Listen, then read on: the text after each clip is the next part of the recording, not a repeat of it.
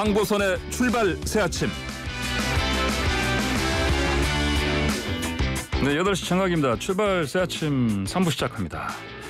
팍팍한 일상에 매일 쏟아지는 다양한 정치, 경제, 사회 이슈들까지 고민이 많아서 고민 중이시라고요. 이제 그 고민들 함께 고민하면서 풀어보시죠. 어떤 고민이든 귀 기울이시겠다는 이분, 더불어민주당 고민정 의원과 함께합니다. 안녕하십니까? 네, 반갑습니다. 안녕하세요. 네, 새 코너 이름은 제목이 너무 재밌어요. 고민정은 고민중입니다. 네.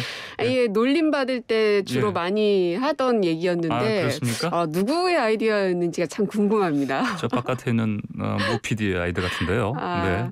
이렇게 아침마다 이제 여러분들 뵐 수 있게 됐습니다. 그래서 되게 졸릴 시간이기도 해요. 잠이 막 덜 깨서 출근하는 시간인데 좀 여러분들하고 활기차게 하루를 시작해 보고자 왔는데 오늘은 첫날이라 제가 아직 잠이 좀 덜 깼습니다. 그렇습니까?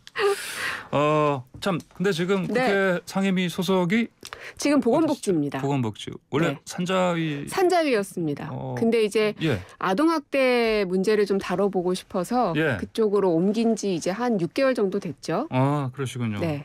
참 그나저나 그 대선 이제 얼마 안 남았는데 캠프 쪽에서 뭐 러브콜은 없습니까? 있을 것 같은데. 이게 훅 들어오시네 역시. 뭐 있다 없다 말씀드리기는 좀 그렇고요.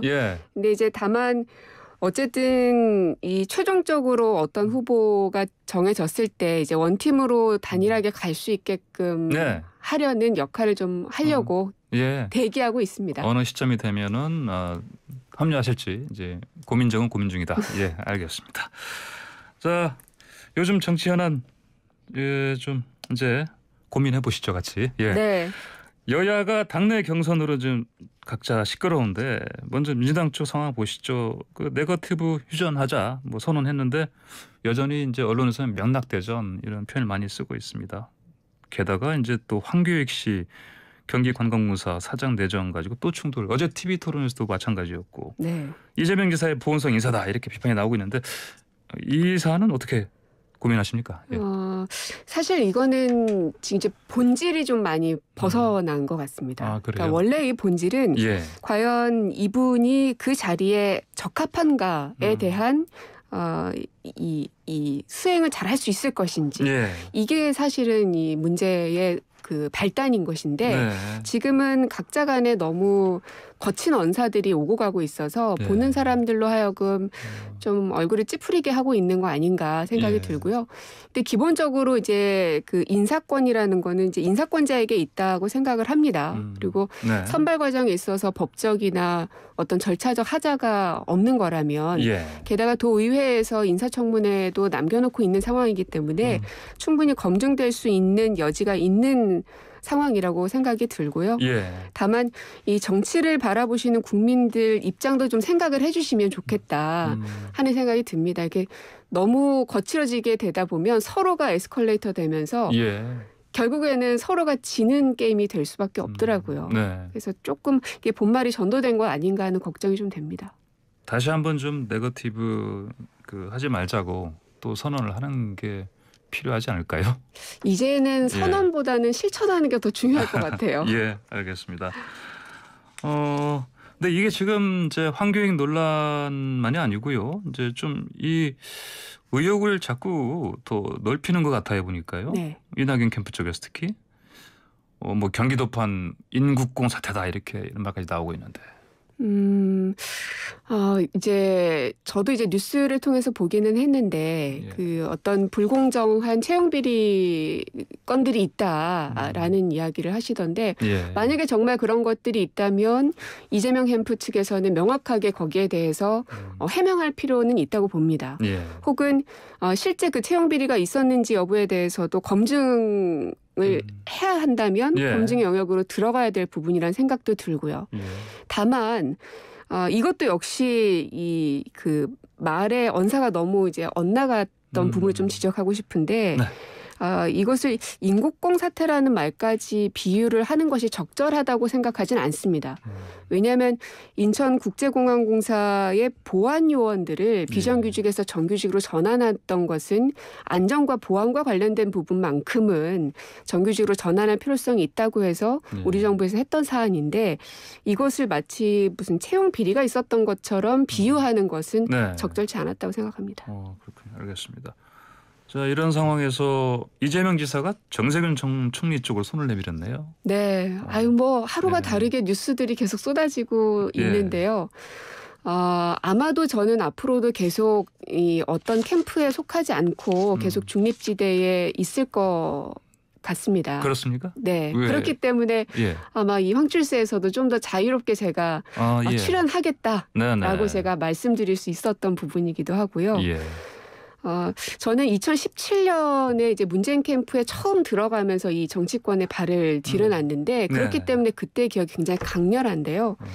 그때는 원팀이라는 게 굉장히 강했습니다. 그리고 모든 후보들이 다 각자 다른 색깔들을 가지고 있었기 때문에 보는 유권자들로 하여금 뭔가 풍성하다라는 느낌을 많이 줬었거든요. 그만큼 또 안정적이다라는 생각도 느끼게 했었고. 그래서 지금 서로 경선이라는 작은 선거판에 뛰어들었기 때문에 선거라는 게 원래 이기고 짐의 싸움이어서 싸움일 수밖에 없습니다만 경선은 마지막에 가서는 결국 하나로 원팀이 돼야만 하는 숙제가 있기 때문에 이 넘어선 안 될 선을 넘지 말아야 되는 건 결국 다시 자기한테 다 후과로 돌아올 수밖에 없거든요. 그래서 많은 국민들이 혹은 우리 민주당 지지자분들께서 거리를 다니면 무슨 얘기 제일 많이 하시냐면 그만 좀 싸웠으면 좋겠다. 나중에 합쳐야 되는데 어떡하려고 그러나 이런 얘기들을 굉장히 많이 하시거든요. 그래서 2017년도에 서로 단합됐던 원팀의 모습을 많은 민주당 지지자들이 기억하고 또 문재인을 찍었던 분들이 기억하고 계시기 때문에 지금의 후보자들께서도 그때의 시절을 우리가 그리워만 하지 않고 지금도 그때랑 정말 똑같구나. 역시 민주당 원팀이다. 이걸 느낄 수 있게 좀 해주셨으면 좋겠습니다. 그러게요. 유권자들이 좀 기억할 수 있는 게 이렇게 이제 서로 말싸움하고 공방하고 네거티브하는 거 이런 걸 많이 기억할 거다 보니까요. 공약보다는. 그게 좀 안타깝죠. 알겠습니다. 자, 지금 고민적은 고민 중 코너에 고민 상담하실 분들은 휴대전화 샵 0945번 50원 유료 문자로 보내주시고요. 유튜브에서 YTN 라디오 검색하시면 보이는 라디오로도 지금 이 코너 함께 하실 수 있습니다. 여러분의 사연 모아서 고민정 의원께서 상담해 드립니다. 자, 의원님 다음. 합당은 좀 어떻게 이해하는 진행되는지 궁금합니다. 추미애 전 장관이 열린민주당과의 통합 제안했는데 당내 분위기는 좀 어떻게 보고 있습니까? 아마 이제 의원 개개인의 생각들은 서로가 이제 많이 다르긴 할 텐데요. 하지만 이제 결국에는 민주정부를 만들겠다는 커다란 깃발 아래 모두가 모여야 한다는 것에 대해선 모두가 동의를 할 겁니다. 다만 어떠한 방법으로 어떠한 시기에 해야 될 것인지에 대해서는 아직은 구체적으로 나온 건 없는 것으로 알고 있습니다. 아무래도 그 확장성 때문에 좀 고민이 많지 않겠습니까? 아마 우리 진영뿐 아니라 이제 야당 쪽도 마찬가지일 것이고요. 과연 같은 뜻을 갖고 있는 사람들을 얼만큼 한 목소리로 뭉쳐내는지의 싸움이기도 하겠죠. 이재명 지사는 좀 화답을 했습니다. 근데 당내 지도부 전반적으로는 뭐 침묵하고 있다 이런 진단이 나오고 있는데 어떻습니까? 저도 그 적절한 때가 언제일까를 보고 있습니다. 가장 좋은 시기에 그리고 무엇보다 국민들의 동의 여부도 있어야 될 것이고 그렇기 때문에 또 정치는 생물이란 얘기도 하는 것이니까요. 좀 지켜봤으면 합니다. 알겠습니다. 지금 뭐 윤호중 원내대표도 그렇고 뭐 송 대표도 그렇고 별 얘기 대해서는 아직은 뚜렷한 무슨 뭐 입장을 내는 게 없어서 말씀하신 대로 적절한 시점이 될 때까지 기다려 봐야 되겠습니다. 자. 이번엔 야당 얘기 좀 해보시죠. 이준석 국민의힘 대표, 그다음에 윤석열 전 총장 갈등 골이 계속 깊어지는 걸로 지금 일단 관찰이 되는데 그 원래 오늘 하기로 했던 토론회는 이제 하지 않고 다음 주 토론회는 이제 정견 발표, 비전 발표죠. 이렇게 대체한다고 얘기를 했습니다. 이 상황은 이 흐름은 어떻게 지켜보겠습니까? 그러니까 결국 이제 이준석 대표가 얘기했었던 경선버스가 출발은 했는데 이게 마지막 그 종착지 정류소에 도착도 하기 전에 뭐 여러 가지 사안들이 벌어지고 있는 것이죠. 운전수가 자기 마음대로 노선을 변경하기도 하고 혹은 타고 있는 승객들이 제각각 자기가 원하는 길로 가달라라고 얘기하기도 하고 그러다 보면 노선을 이탈할 수밖에 없는 지경까지 간 것 같습니다. 그래서 글쎄요 이제 타당의 모습을 그러니까 옆 나라의 모습을 우리가 막 이렇다 저렇다 얘기하는 것이 좀 너무 과도한 간섭인 것 같아서 말하기가 조금 어렵기는 하지만 그래도 어쨌든 정당의 모습이기 위해서는 일치단결된 모습으로 가야 하는 거는 뭐 자명한 일이기 때문에 과연 이준석 대표가 지금의 이 아수라장이 되어 있는 이 국민의힘의 이 경선 버스를 과연 종착지까지 끌고 갈 수 있을 것인가 저도 참 궁금합니다. 예, 구민정 의원께서 사실은 젊은 편에 속하시는데 이준석 대표, 이 젊은 당 대표 쪽으로 좀 뭔가 그렇듯 심정적으로 좀 잘했으면 좋겠다 그런 마음 들지 않으십니까?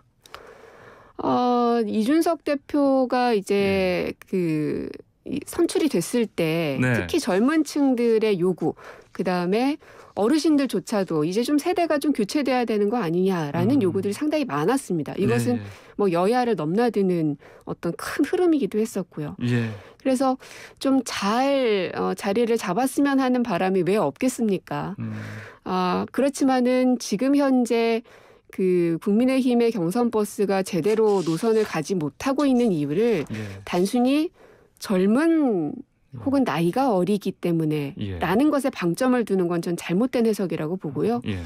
왜냐하면 나이가 어리지만 충분히 국정 운영을 제대로 잘하고 있는 뭐 핀란드나 뉴질랜드 총리 같은 분들도 계시기 때문에 지금은 이준석 대표라는 그 개인의 어떤 본인이 주인공이 되고자 하는 그런 성향들 다른 여러 사람들을 좀 통합시켜야 되는데 그런 것들이 좀 부족함 이런 것들에 있는 것이지 나이가 어리기 때문에 뭔가 미숙하다라는 것은 저는 좀 잘못된 해석이라는 생각이 좀 듭니다. 알겠습니다. 자, 다음 고민할 거리로 넘어가 보겠습니다. 군에서 또 안타까운 일이 발생했습니다. 공군에 이어서 해군에서도 성추행당한 여중사가 극단적 선택을 했는데 자꾸 같은 방식으로 이게 일이 일어나거든요. 원인 진단 어떻게 하십니까? 결국은 군 조직의 폐쇄성 때문이라고 생각합니다. 이것도 역시 이제 신고가 이루어졌음에도 불구하고 그러니까 누군가에게 상사에게 얘기를 했지만 2달이나 지났지만 그 동안에 과연 무슨 일이 일어났는지 지금 현재로서는 알 수가 없는 상황인데요. 과연 군 내부가 투명하고 이 피해자를 보호할 수 있는 만반의 준비가 되어 있는 조직이었더라면 이런 일들이 또 일어날 수 있었겠는가. 그러면 제도가 부족해서 그런가 해서 저도 좀 살펴봤는데요. 우리 정부 들어서도 이번에 보면 민간군 합동위원회도 출범을 했었죠. 그렇죠. 지난번 공군 사건 때문에. 사건 때. 근데 그때뿐 아니라 2015년에도 그때 당시 가해자 원아웃 퇴출, 성희롱 가해자 진급 금지 이런 종합 대책들이 또 나오기도 했었습니다. 그러니까 이런 대책들은 계속 나오고는 있는데 이게 작동하지 않는다는 게 문제인 겁니다. 그렇기 때문에 저는 이게 군 내부에서만 문제를 풀 것이 아니라 결국 외부에서 민간 영역에서 어느 정도는 좀 개입되어져야지 풀릴 수 있는 문제 아닌가. 언제까지 군 내부에게만 맡길 수만은 없다라고 생각이 듭니다.